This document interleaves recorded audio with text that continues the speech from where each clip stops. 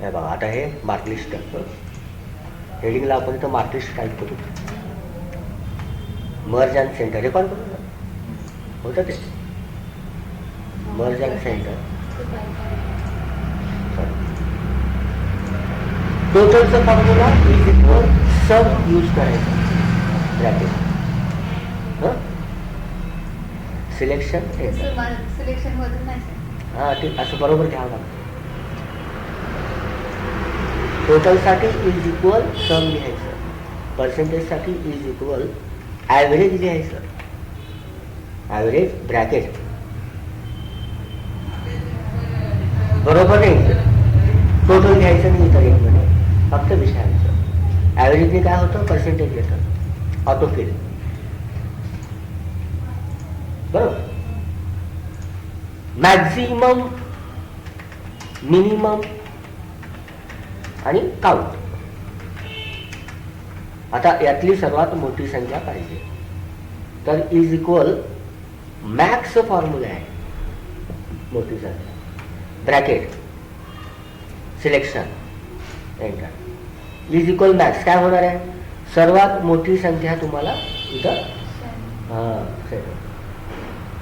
मला सर्वात लहान संख्या पाहिजे कॅल्क्युलेशन करायचं, इज इक्वल फक्त मीन लिहायचं, ब्रॅकेट सिलेक्शन एंटर. काय झालं, या 4 मधली सर्वात लहान संख्या असा आरो ऑटो फिल केला होतं, सगळ्यांचं मॅक्झिमम आणि मिनिमम व्हॅल्यू सापडलं आपल्याला.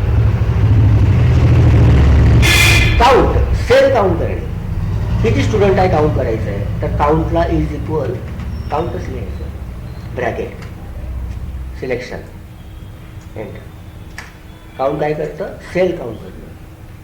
बरोबर, सगळे सेल आपल्याला काउंट करायचं आहे, सगळे ऑल, तर इज इक्वल काउंटच्या पुढं ए लावतो आपण. फक्त काउंट काय करतं, नंबरचे सेल काउंट करतं, अक्षर करत. काउंट ए लावायचं, ब्रॅकेट सिलेक्शन. जेवढं आपण टाईप केलेलं आहे सगळं काउंट करतं, ब्लँक सेल सोडून. बरोबर. अजून आपण बघितलं गुणाकार कसं करता येतं, मल्टिप्लाय, डिवायडेशन. मल्टिप्लायसाठी formula is equal product bracket selection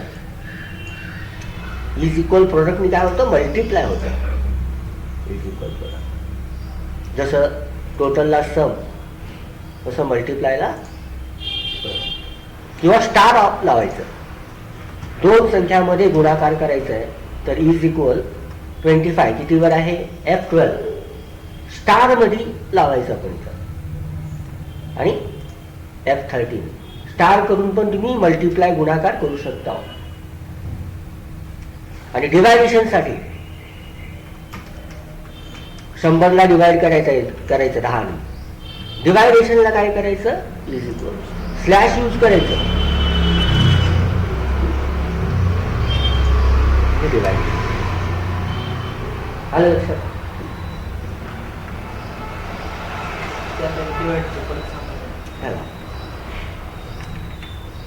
50ला divide करायचं आहे, किती 10 डिवाइड करायचं, इज इक्वल 50 कितीवर आहे, ते 12 स्लॅश लावायचं, 12 ते 13 एंटर. आलं.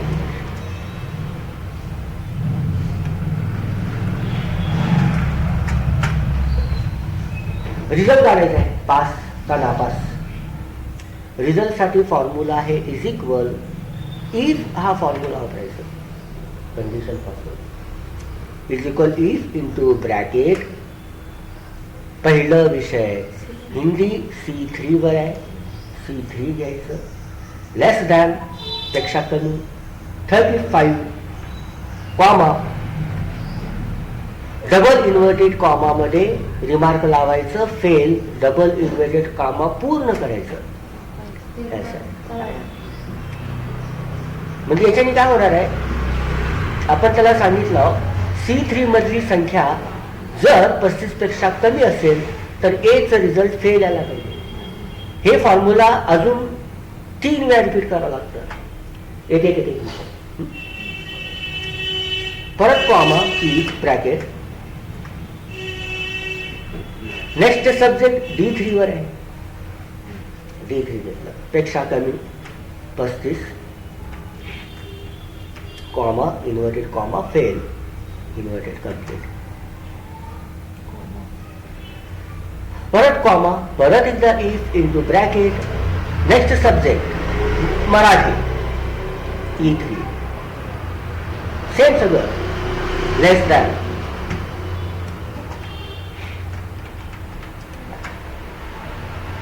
Comma if into bracket last subject maths F3. जेवढे विषय आहे तेवढ्या वेळा आपण हे कंडिशन लावला रिप्लाय केला म्हणजे रिपीट केलं.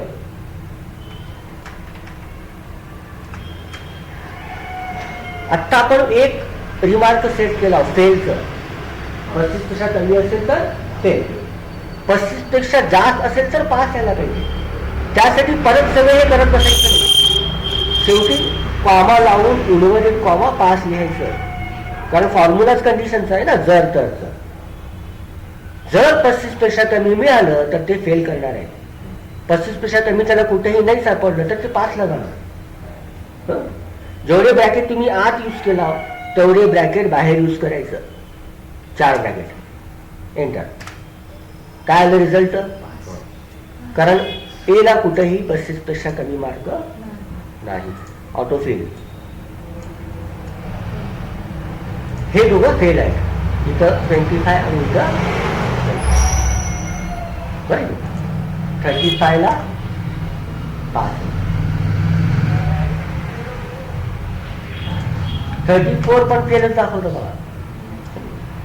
35च्या पुढं 5 दाखवतो. असं रिझल्ट फॉर्म्युला आहे. असंच तुम्हाला ग्रेड फॉर्म्युला पण लावता येतं. ग्रेड साठी सेम इक्वल ई फॉर्म्युला आहे.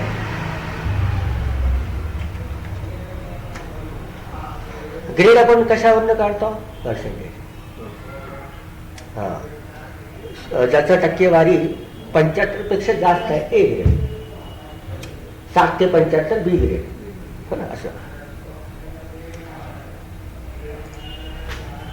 H3 घ्यायचं कारण पर्सेंटेजचं सेल H3 वर आहे. काय करायचं बघा, ग्रेटर दॅन घ्यायचं, इक्वल घ्यायचं. फक्त ग्रेटर दॅन 75 घेऊ नका. ते काय होतं 75 ला घेतली मग बरोबर 75% मिळाले तरी एक ग्रेड यायला पाहिजे. म्हणून इथं इक्वल 75.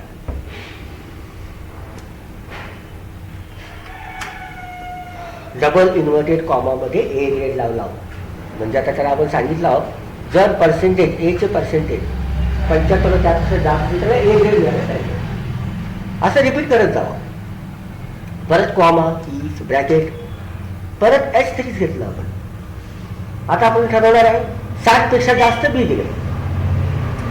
ग्रेटेड आला equal 60 comma inverted comma B grade.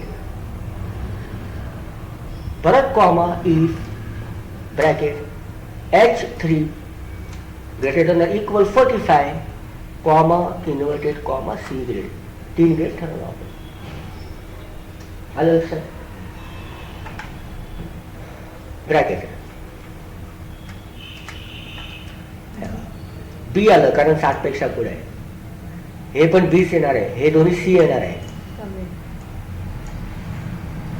ए कोणालाच नाही कारण 75 अगो कोण नाही आहे.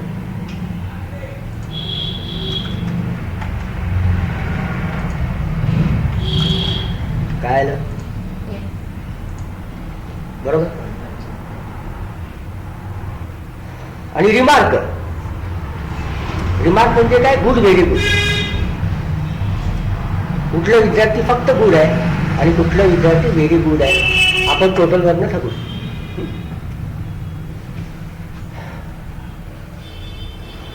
ज्याचा टोटल 300 पेक्षा कमी त्याला म्हणायचं गुड पाहिजे, आणि 300 पेक्षा जास्त व्हेरी गुड. तर comma bracket G3 total G3 वर आहे, लेस दॅन 300 कॉमा इन्व्हर्टेड कॉमा नाही आहे गुड, नाहीतर comma double inverted comma very good. Same result सारखं आहे हे. जसं आपण रिझल्ट दिला ना 35 पेक्षा कमी फेल नाहीतर पास, सेम तसंच आहे. टोटल 300 पेक्षा कमी गुड नाहीतर व्हेरी गुड. एंटर. पहिल्या स्टुडंटला व्हेरी गुड आलाय कारण 300 पेक्षा जास्त आहे टोटल, आणि बाकीचे सगळे 300च्या आत असल्यामुळं गुड आलाय बाबा. बरोबर. पूर्ण आपलं मार्क लिस्ट कम्प्लीट झालं.